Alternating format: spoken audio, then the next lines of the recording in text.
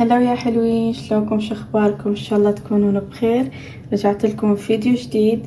طبعا بهالفيديو حبيت اشارك وياكم طريقة الوافل. انا سويتها امس، جربت الطريقة قبل لا اشارك وياكم اليوم الفيديو.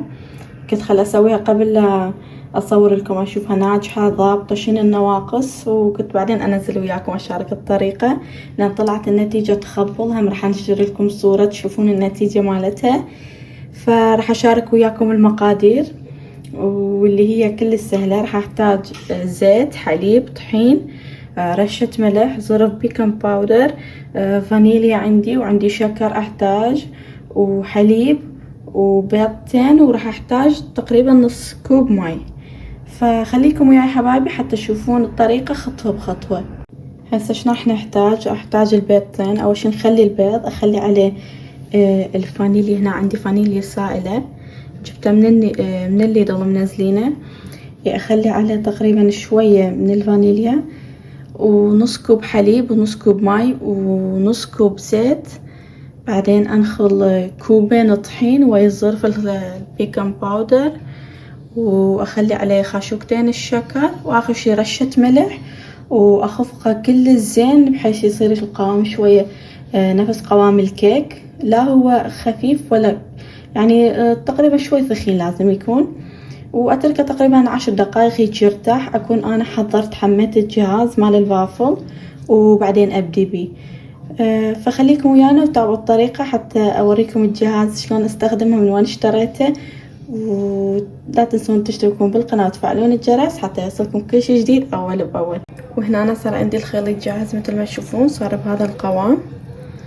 وراح استخدم هذا الجهاز ادن من ماركة ادن، وصيته اونلاين، يجي بهذا الشكل. اكو درجات انتو تتحكمون بيه على راحتكم. والحلو بيه من تخلونها هي تنطيكم هنا اشارة خضراء اذا صارت جاهزة لو لا.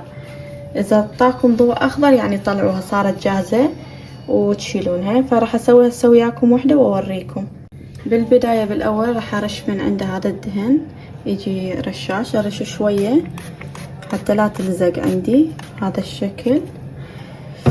وبعدين يجي اوزعها بالفرشة الدهن، توزع بالفتحات هذا الشكل. هسه ناخذ من الخليط شوية، ما اريد هواية، خلي اوريكم شلون. نحط تقريبا 1.5 وهي تتوزع، بعدين تنكبس. ما اريد اكثر حتى لا تعجن. هسه انا شوي خففت العجينة، حسيتها شوي ثخينة، فرجعت خليت عليها تقريبا ربع كوب حليب، فصارت عندي هيك احسن احس. كان يمكن لان انا استخدمت نوعية طحين جديد، فنوعية الطحين شوي يمكن تثقل القوام شوي عندي. هسه انا خليت وحدة هنا، جاي انتظر لين تشعل عندي هنا الضوء الاخضر بعدين اطلعها. بس هسه الريحة تجنن، ريحة الفانيليا تخبل. خلنا ننتظر واوريكم شكلها شلون. شوفوا انطاني ضوء اخضر يعني صارت.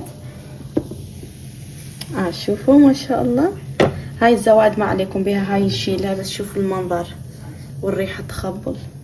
حطلعها واوريكم البقية حتى نشكلها سوا. شوفوا ما شاء الله طلعت تخبل اسفنجية. شوفوا ما شاء الله. رجعت خليت وحدة همنا انتظرها.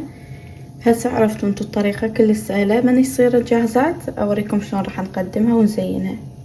وهاي هنا هسه صار بهذا الشكل. شوفوا ما شاء الله. هنا أنا عندي حزين، عندي شوكولا بالحليب، عندي هنا موعد شوكولا نوتيلا، وعندي هنا زبدة الفستق الحلبي همين موعته. صار بهذا الشكل. وانا حبيت اضيف همين موز وفراولة عليه. راح نخلي اول شي الموز والفراولة، وبعدين اخلي عليه الحبشكلات الثانية اللي وريتكم اياها. راح اروح ازينها وارجع لكم. بس شوف الجمال يخبل. هاي اخر وحدة ما كفت، فطلعت هيك عادي مو مشكلة. ولهنا حبايبي خلصنا الوصفة مالتنا.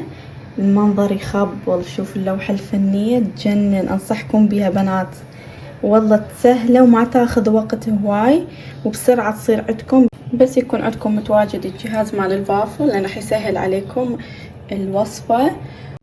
وبنات التزيين اختياري، انا حبيت ازينه بالموز والفراولة.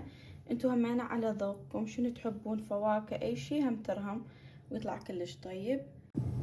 اذا حبيتوا الوصفة حبايبي لا تنسون تحطولي لايك للفيديو وتدعموني حتى انزل لكم بعد وصفات اكثر. وما راح اختم الفيديو هسه لان باكر راح اصور لكم همينة الاكل، راح اسوي سوشي لان عندي حماي همين موجود، فراح اصور لكم الاكل باكر والتجهيزات. خليكم وتابعوا الفيديو للنهاية حتى تشوفون التحضيرات.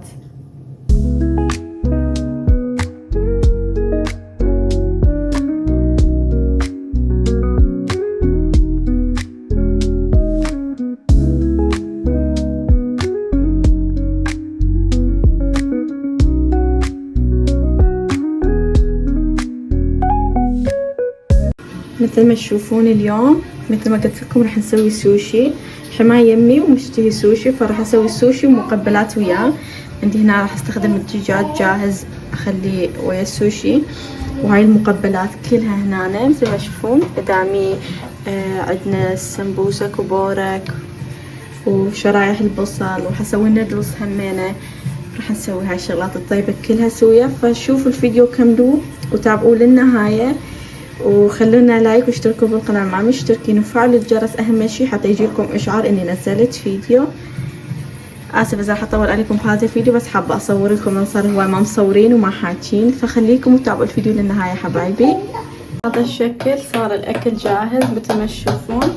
هذا السوشي سويته يخبل، سويت اندومي همينة. هذا هو سويت سلطة مال دجاج ومقبلات هنا كم تشوفون. فصار بهذا الشكل. ايش رايكم؟ انطوني رايكم. وصلنا حبايبي لنهاية الفيديو. اتمنى عجبكم الفيديو، لا تنسون تحطوا لي لايك وتشتركون بالقناة وتفعلون الجرس حتى يوصلكم كل شي جديد اول باول. يلا مع السلامة.